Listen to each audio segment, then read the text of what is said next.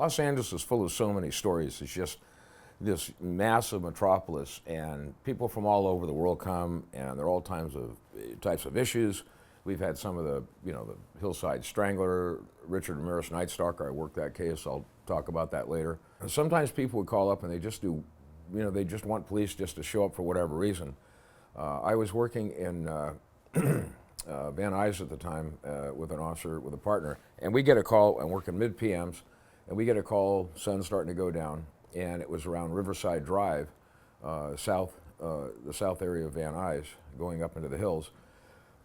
We get up in this sprawling ranch house, and we go up, knock on the door, and it was an unknown trouble, the call that came out, we respond, knock on the door, there's no answer, knock on the door, there's no answer. So we decide we're going to kind of walk around and see what's going on. My partner goes to the back, I go to the front, we split up. And when I walk around to the front, there's a big, huge window that's sitting there, and it's got the kind of a Venetian type curtains that are going up and down.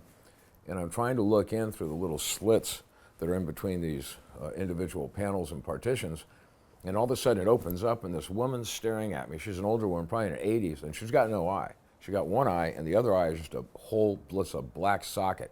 And I jump back, and I go for my pistol. I don't draw it, but I come up, whoa, like that, and then the curtains close.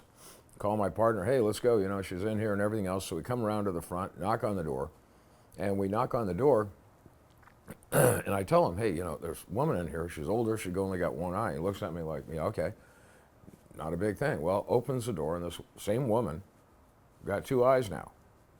And I'm looking at him, look at my partner, I look at her. I don't say anything, and he's trying to find out what's going on. I remember she had a bunch of animals in there, and it was it was a hellhole inside that place. I don't think she had cleaned it in probably a year. So it was really bad inside. All these animals, dogs, cats running around. And we're talking to her and find out, she's kind of what we call 5150, which is kind of loopy. And at the time, I'm looking at my partner, and I keep on turning my head off to the side. I go, I swear to God, she only had one eye. And he's going, Scotty, all right, he's looking at me like, you're out of your mind. And we go back and forth. We're talking to her. And finally, we resolve that there's nothing wrong with the place at all. There's no issue or anything else, certainly nothing that demands police attention.